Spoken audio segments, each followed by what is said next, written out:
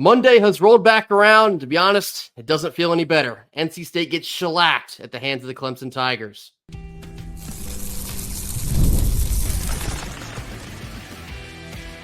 You are Locked On Wolfpack, your daily podcast on the NC State Wolfpack, part of the Locked On Podcast Network, your team every day. What's up, Wolfpack Nation? It's time to get locked in with Locked On. Thanks for making Locked On Wolfpack your first listen each and every day. We are free and available wherever you get your podcast and on YouTube, part of the Locked On Podcast Network, your team every day. Today's Monday sponsor is Gametime. Download the Gametime app, create an account, and use code LOCKEDONCollege for $20 off your first purchase. Happy Monday to all. As always, I'm Grayson Boone, joined by former Wolfpack defensive tackle Kenton Gibbs. Kenton, we're still reflecting on a 59-35 loss down in Death Valley at the hands of the Clemson Tigers. What's the temperature check here on Monday? I'm assuming it's probably still low. I still feel low. I don't think I've ever seen an NC State game that was over as quick as that one was. I've seen a lot of bad ones. I've seen some good ones. I've seen plenty of games in between. I've never seen a game that was literally over in about 3 or 4 minutes of game time. I don't know. You remember Florida State from my true freshman year? That's the fair. year that they had Jameis and all that. It was 35-0 at the end of the first quarter. I got in the shower. No, but seriously, I'm not really still reviewing this thing, honestly. This tape was so bad. You know that they say there's film where you don't even watch it. You just burn it. Or you may watch it once, throw it away, burn it. This is one of those types of games. Defensively, there was nothing there. There was nothing. There was no eye discipline. There was no gap discipline. App State was just blown out of the water by Southern Alabama. Go Jags, right? Blown out. That is a group of 5 team blowing out another group of 5 team. However, that same group of 5 team was also blown out by Clemson. The starting quarterback that played against both App State and NC State in Cade Klubnik registered virtually identical QBRs. And both, by the way, were identical because both defenses did an immaculate job. No, nearly perfect. 100 is perfect, okay? This is a test where there is no extra credit. The upper limit is 100. And he touched 99 against our defense and App State's. I do not know what is going on defensively. I genuinely do not. Our pass rush, whenever it doesn't get home, immediately leads to scramble drills where our defensive backs look lost. They look like they do not know where guys are. They do not have a good sense where guys are behind them. And mind you, these are the new problems that I'm talking about. I haven't even brought up the old problems of lack of gap discipline, tackling so poor. I'm pretty sure Grayson could look like Barry Sanders out there if he played against I could get a couple. Get a little something. You get a little something, you know. And folks, stop asking me if I have eligibility left. I don't even have a good Achilles left. Okay. I'm sorry to tell y'all, I unfortunately do not have any eligibility left. But in all seriousness, this defense has looked just downright pitiful at times. And the defense has now fallen into the same category of many of the groups on the offense where you see flashes. You see flashes of them doing it right. But the problem is, defensively, if 10 guys do it right and 1 guy's out of his gap, it's Katie Diggs at the doorstep. It's strike up the band. That's what it is. And so, repetitively, we see guys just, deeply out of position, doing deeply, and I hate using this word, but the lack of effort and the lack of preparedness from this team, and I don't want to make this a strictly players thing because the coaches also deserve some blame here. This was a deeply unserious effort. This was a deeply, deeply unserious effort. And, when you have that, you get what you get. The word I used on Saturday's post-game live show was undisciplined, and I think that stretches both to the players and to the coaching staff, kind of mirroring Kenton's statement there. It was just overall unserious. It didn't look like we were playing to win in many parts of this game, and there you saw a very stark contrast in coaching philosophies between Dabo and Dave. Yeah. I go back to that moment before halftime where Dabo's making extensive efforts to get the ball into the end zone one more time, just to loft that score up where it's unreachable. And Dave is basically just trying to get into halftime unscathed. No, I shouldn't even say unscathed, but he's trying to end the half, so to speak. The massive difference in coaching philosophies was on full display in a game like this one. And going back to the Tony Gibson coach defense, I was shocked. And this is something we've kind of said in all 4 of our post games so far, shocked at the way that the defensive intensity is just not there. Completing tackles has not been there. Missing assignments all over the place. It does not look like what we've been accustomed to seeing out of an NC State defense. You've heard the national pundits start to catch on to that too. Kirk Herbstreit threw us under the bus a couple times. When your team is known as a defensive unit, that year in and year out, NC State's going to play good defense. What we've seen so far is just, it could not be further in the opposite direction. And so undisciplined across the board is what we saw on Saturday, whether it was penalties, missing run fits, missed assignments, just all over the place bad. So when you have that now a third through the season, you go back into questioning basically everything. What kind of team are you? What kind of toughness do you have? What kind of season are you trying to have the rest of the way on? You're 2-2 after 4 weeks. Your 2 biggest games, you've come out less than flat in both of them, and you've gotten completely steamrolled. What does this team want to be known for? I don't think we have an answer to that at all, other than being soft, unfortunately. In order to find out the problems of the present, one thing that you can generally do is look at the past. And I look back to last year and I said, was there any indication that we would be this bad in this many areas? Overall, all in all, for the most part, I would say no. However, there is one thing. I was looking through some of our old tweets, Grayson. I was looking through some of our old tweets from the VMI game last year. And I remember something that I had to tweet multiple times against Virginia Military Institute. I know where this is going. Thank God for Peyton Wilson, Yep. or that play was gone. Man, Jalen Scott was Johnny on the spot there, or he was going to be going to the house. I say that to say, we have had some of these defensive faults for quite some time. We just had 2 supremely talented linebackers to clean it up. And I know some people are saying, why are you putting Jalen Scott in the same kind of conversation as Peyton Wilson? I'm putting him in the same spot and saying that in this game, this was some of the best Sam linebacker play that we've seen all year. Still wasn't at the level that he was producing last year.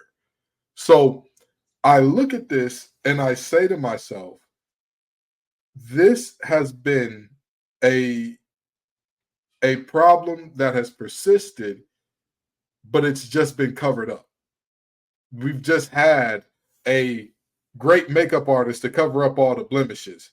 But now that makeup artist is doing makeup in Pittsburgh, the face looks terrible. It looks, it's not a great look.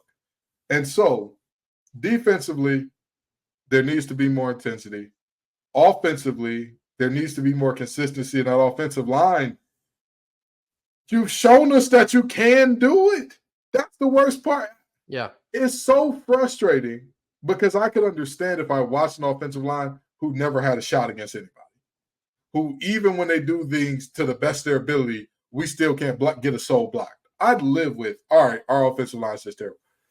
The announcers on TV are saying there are moments where they can move people around at will, and then there are moments where they just, everybody is getting knocked back. I'm just looking for consistency. And again, this year still is about this team's countenance because, as I have said before, and as I will say again, I think Tennessee was the only team that we played this year that there was like, hey, that's a tough out. However you cut it or slice it, you got to do damn near everything right. And Clemson, I'll throw Clemson in that boat too. I think Tennessee and Clemson are the only 2 in that boat of like, hey, you can do everything right, may not work out in your favor. You can't tell me that for the rest of this season. However, as we have seen from Western Carolina and Louisiana Tech, we have also shown a propensity to be so bad that anybody can beat us. Anybody can beat this team. So, again, the rest of this season is about what this team really wants to be. Because, again, there will be no team more talented than you that you are up against for the rest of the season. again, have some pride about yourself. Get your stuff together, man, because this was just an embarrassment. I think something that's very sobering about the final 8 games of this season is a lot of people said, well, maybe after Tennessee and Clemson, we'll see where we're at because the schedule gets much easier from there on out. I would argue, in a sense, from here on out, it only gets harder. You welcome Northern Illinois to Raleigh this coming weekend. They're a tough team. They went on the road and beat Notre Dame. You think they're going to be afraid of NC State? Absolutely not. You look even further than that, you have a Syracuse team that's played pretty decently. You've had Duke that's shown some good moments. You have Georgia Tech that's shown some good moments. You've had Cal shown some good moments. You have good football teams that you have to still play. Stanford went on the road and beat Syracuse. There are 0 gimmies on the schedule, and I think we're very quickly finding that out, that if this team doesn't get tougher and figure out who they are and who they want to be, you're going to continue to stall in the mud here. There are no easy wins on the schedule, regardless of how we felt coming into this season. Everyone is not going to take NC State seriously. When they look at NC State right now, they see food, and that is embarrassing when you're only 4 games into this season. But that's my point exactly. This is, to me, I don't care if it's Northern Illinois this week. I don't care if it's Cal. I don't care if it's nameless opponent. I'm not worried about my opponent because, as I have said all year long, through all 4 of the first games, what you are doing right now is not good enough to beat a majority of anybody. That's just the reality. So, we'll see how this thing shakes out and if this team can get their minds right to do the little things correctly. Coming up next, we're going to get into the offensive and defensive reviews, looking back at how they did against Kenton's Keys. This comes after a quick word from our sponsors. Our first Monday sponsor is FanDuel. NFL fans, you can start the season with a big return on FanDuel, America's #1 sportsbook. When you get a hunch in the middle of a game, you can check out the latest stats, view live play-by-play, and so much more on the same page that you're placing your bets. You'll get started with $200 in bonus bets guaranteed when you place that first $5 bet after sign up. Head on over to FanDuel.com to get started.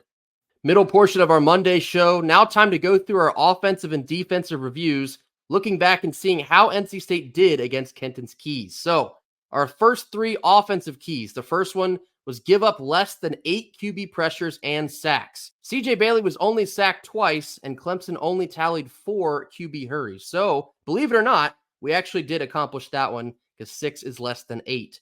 Number 2 was rack up the yak, 80-plus yak yards. I don't believe we got that, but if we were close, it was in large part because of Justin Jolie. Still mind-boggling how much we are not utilizing the talent that he is. It's even more mind-boggling we haven't put him in the end zone yet. I think you could even add Noah Rodgers into that conversation. How on earth are you 4 games into the season and Justin Jolie and Noah Rodgers have not found pay dirt? That feels like offensive malpractice in my non-professional opinion. I can't fathom why Justin Jolie is not seeing exponentially more targets every single game than he's currently getting. You talk about a quarterback needing a safety blanket. That's like a weighted blanket that you get even more safety when you're looking downfield for Justin Jolie because he's a playmaker. Get the ball into the hands of the best players you got. Justin Jolie is one of those. And our third key was score 24 plus points. We did that, but it feels extremely hollow because the first teamers more or less put up, I'll give you maybe 14 points. The rest of the points we scored were all in garbage time. So I'm going to give us an X on that one. 1 out of 3 on offense, Kenton. How do you feel about that? It's disappointing to say the least. Yeah. I mean, I don't care about, with all due respect to Lex Thomas, with all due respect to the Thomas family and NC State royalty, I don't care about Terrell Anderson's first touchdown in garbage time. Yeah. I don't. The purpose of Kenton's Keys is supposed to be when the game is meaningful. You're supposed to do these things when the game still means something. We did not put up 24 points when the game still meant something. No. That's just the reality. So, I mean, hey, it's, even though I say the silver lining is that we found CJ Bailey and know that he can do it, we still didn't offensively execute well enough. And you talk about even the first key of how many sacks and all that you give up. Well, when your first sack is a sack caused fumble that leads to a touchdown that gives them a 21 or 14 point lead, what do you want, right? Like, it's tough to feel like, hey, I accomplished it. I've got really good protection. It's tough to feel like that. So, all in all, I'm kind of looking at this thing and I'm saying to myself, offensively, we just weren't good enough. And I do want to reinforce the point I had about CJ Bailey in the Saturday postgame. That's your guy. I mean, with all due respect to Grayson McCall, what I saw out of one game and maybe even those 2 quarters against Louisiana Tech, CJ Bailey should be the quarterback for the rest of this season. Can Grayson McCall still help you in some spots? Yeah, absolutely. But by and large, CJ Bailey needs to be the commander of this offense. I know it was against Clemson. I know the entire offense is still a bit dysfunctional. I was still impressed with what I saw CJ do down there in Death Valley as a true freshman. He exceeded my expectations. And was it a fantastic game by any means? No, not exactly. But he was able to move the field by pass and sometimes defensive pass interference. Sometimes that works too. But I liked what I saw out of CJ, and I think that's the guy you want to build around moving forward. Yeah, I 1,000% agree. I mean, hey, CJ did his thing. He put the team. He was a net positive. I'll say that. He was a net positive. And right now, when you come out of a game that was, 28 zip in the first quarter? Yep. When you come out of a game that was 28 zip in the first quarter, you end up losing by 24 overall. You look for any silver lining that you can. CJ Bailey and Justin Jolie are definitely your offensive silver linings there.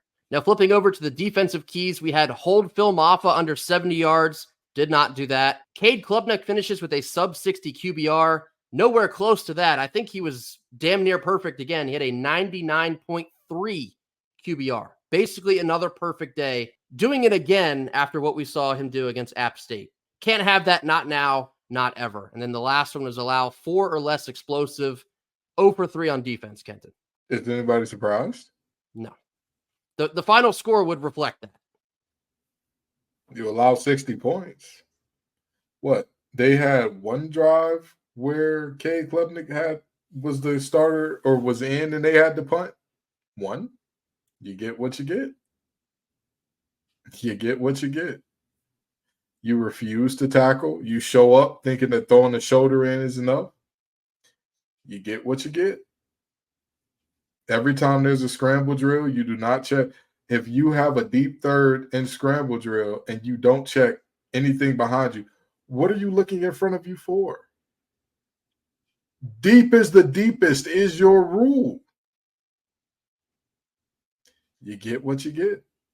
You get what you get.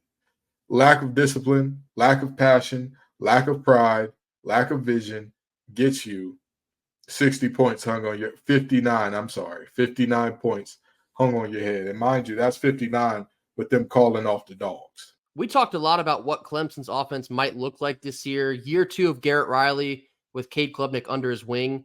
There is no world where an NC State defense should give up 209 yards passing to Klubnik, 3 touchdowns, in addition to Klubnik running for 70 yards and another touchdown. All told, Clemson throws for 254 through the air and 269 on the ground.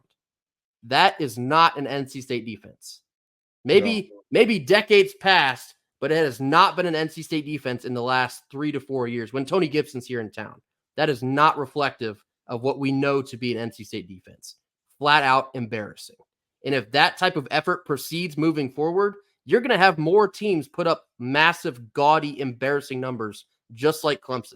Because all in all, I still don't think that Clemson's offense is overly impressive. I don't.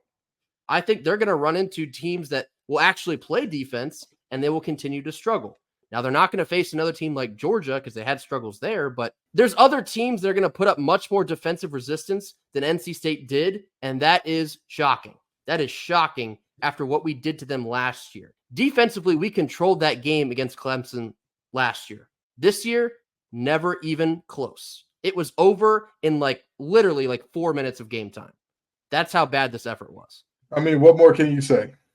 We could talk ad nauseum about how bad this defense was, how bad this performance was, but at this point, it would all ring hollow. You know, it's really, again, we were 1-6 or 2-6 against the Keys.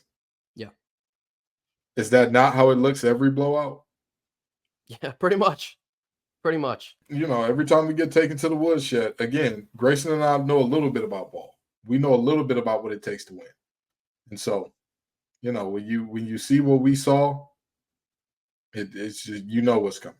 In an effort to not beat a dead horse here, we're going to keep it pushing. Up next, we have our big picture takeaways from this loss to Clemson after a quick word from our sponsors. Our second Monday sponsor is Gametime. Gametime has a new feature called Gametime Picks, and it makes getting tickets for your favorite live events easier than ever before. Gametime Picks filters out the fluff to show you only incredible deals on great seats, so you don't have to waste time searching through thousands of tickets. The curation of Gametime Picks makes it easier to save more on sports, concerts, comedy, theater, you name it, they got it. Toggling their all-in pricing feature on the app will show your total up front, so you receive zero surprises at checkout. And as always, you get that panoramic view of your seat in the app before you buy, so you know exactly what to expect upon arrival. Take all of the guesswork out of buying tickets with Gametime. Download the Gametime app, create an account, and use code LOCKEDONCollege for $20 off your first purchase. Terms apply, and again, create an account and use redeem code LOCKEDONCollege, LOCKEDONCOLLEGE, LOCKEDONCollege for $20 off. Download Gametime today. What time is it? You already know. It's Gametime. Last couple of minutes of our Monday show. Now time for our big picture takeaways from this 59-35 loss to Clemson. Kenton, what are the most important things that you're taking away moving forward? I no longer want to hear, I don't know who NC State is in big games. I'm intrigued to see how they react. This is who NC State is in big games until further notice. Yeah. So we are. This is who we are. We're in year 12. I get it. You want to say, well, there's a first-year quarterback and there's all these things. Quick question, Grace. How many new starters do we have on offense outside of the quarterback? Off the top of my head, probably 3 or 4. Okay. The offensive line is roughly the same. Our entire offensive line is the same with the exception of our center, Zeke Corral, correct? Right, yeah. Is our offensive line been good enough? Absolutely not. Okay. Defensively. Don't get me wrong. We lost Peyton Wilson and Jalen Scott, 2 pivotal pieces. Pivotal. We lost Shaheem Battle, another really pivotal piece. Do you think that we returned enough to not allow 59? The nucleus on both sides of the ball has stayed relatively the same. There's no world where you get blown out to this proportion. Mind you, that 59 is a call off the dogs 59. Yeah. That's not we're trying to run up the score. We're going for onside kicks. So this is, hey, listen, calm. We won this game. We got to put away. Our quarterback his helmet is gone after the third quarter type deal. This is who we are in big games until further notice. Point blank, period.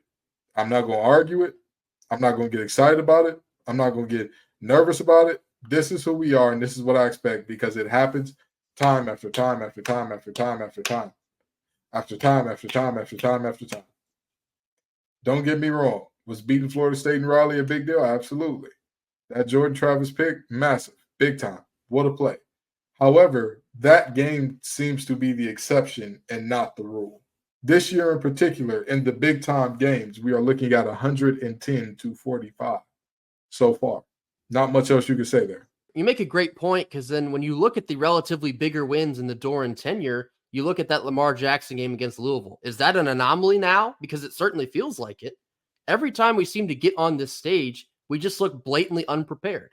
And when you are in year 12 and when you're supposedly putting together your best roster that you've had, and you just get absolutely operated on in both of your big name chances here to start the season, you are who you are. And so moving forward, that's the expectation we now have of this team when they reach a platform like that one. And so my big picture takeaway is kind of just hammering the same point home.